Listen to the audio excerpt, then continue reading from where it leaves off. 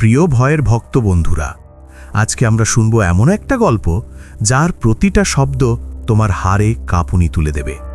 এই গল্পটা নিয়ে লেখা হয়েছে বাংলাদেশের এক নির্জন জেলার ধ্বংসপ্রাপ্ত হাসপাতাল থেকে, যেখানে আজও রাত হলে শোনা যায় চিৎকার, আর দেখা যায় কেউ যেন জানালা দিয়ে তাকাচ্ছে, কিন্তু সেখানে তো কেউ নেই। তাই লাইট অন রাখো, দরজা বন্ধ করো, আর শুনো ভৌতিক হাসপাতাল। শুধু একবার না, দুবার না, একদম লাস্ট লাইন পর্যন্ত। আমাদের গাঁ ছোট্ট, নাম রহিমপুর, বাংলাদেশের সীমান্তে, সিলেটের কোথাও না, ময়মনসিংহের ভিতরে এমন এক কোণে পড়ে আছে যেখানে মোবাইল নেটওয়ার্ক আসে মাঝে মধ্যে আর বিজলি চলে যায় যখন তখন। গায়ের মানুষ বলে এখানকার হাওয়ায় একটা অদ্ভুত গন্ধ, মৃত্যুর মতো। কিন্তু আমি তখন মাত্র 17, তাই সব কথাই ভাবতাম গুজব। আমার নাম কাউসার, স্কুলে পড়ি, দুপুরে বাড়ি ফিরি, আর সন্ধ্যায় বন্ধুদের সাথে গাঁয়ের কবরস্থানের পাশে বসে চুপি চুপি ভূতের গল্প শুনি। কিন্তু একদিন সেই গল্পটা আমার জীবনের সত্যি হয়ে গেল। বিষয়টা শুরু হয়েছিল বৃষ্টির মরশুমে। গত 3 দিন ধরে বৃষ্টি ছিল অবিরাম। চারপাশে কাদামাখা, গাছের ডালগুলো ভিজে নিচু হয়ে এসেছে, আর রাস্তার ধারের জঙ্গল থেকে কোনো পাখিও ডাকছে না, যেন কিছু একটা ভয়াবহ ঘটতে যাচ্ছে।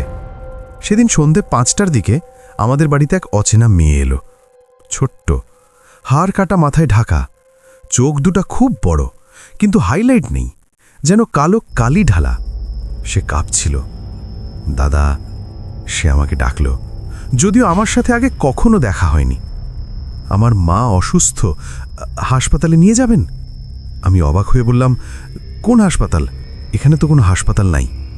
সে আঙুল দিয়ে গায়ের উত্তর দিকের পাহাড়ের দিকে দেখালো।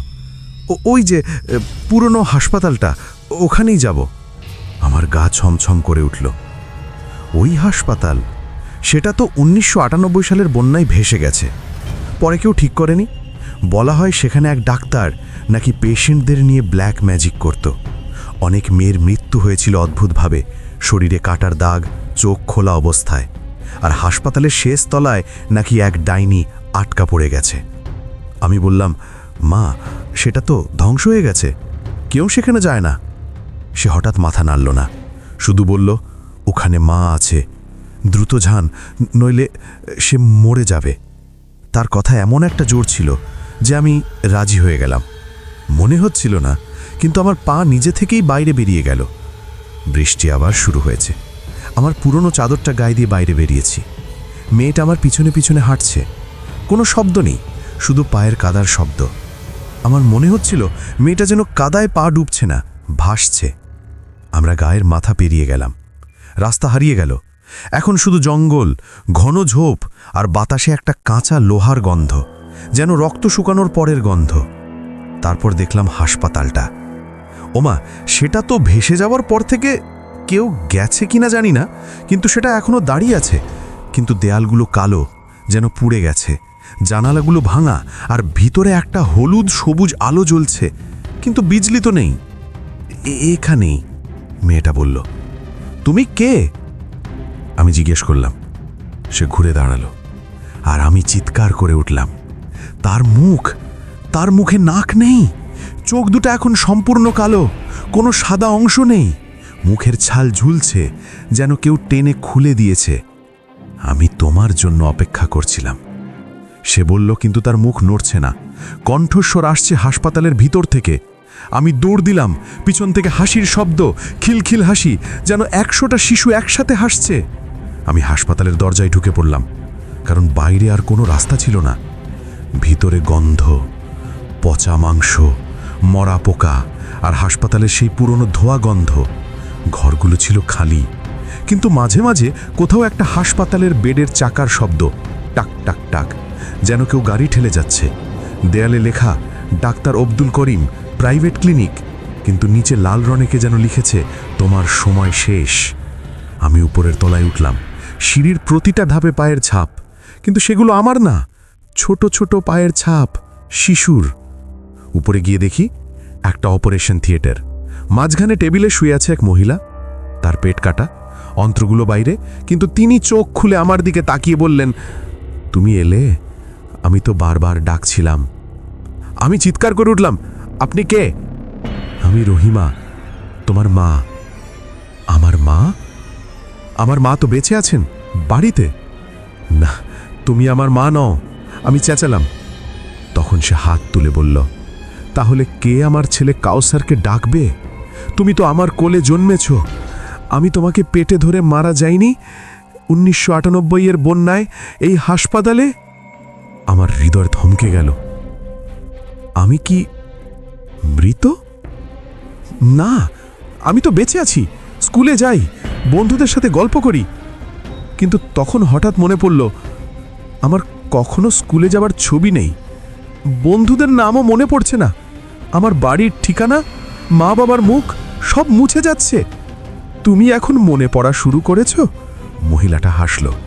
আমি দৌড় দিলাম নিচে, কিন্তু সিঁড়ি নেই, শুধু একটা লম্বা করিডর যার দুপাশে দরজা, প্রতিটা দরজায় লাল আলো। আমি একটা দরজা খুললাম। ভিতরে এক মেয়ে ঝুলছে দড়িতে, তার চোখ খোলা আর মুখে হাসি।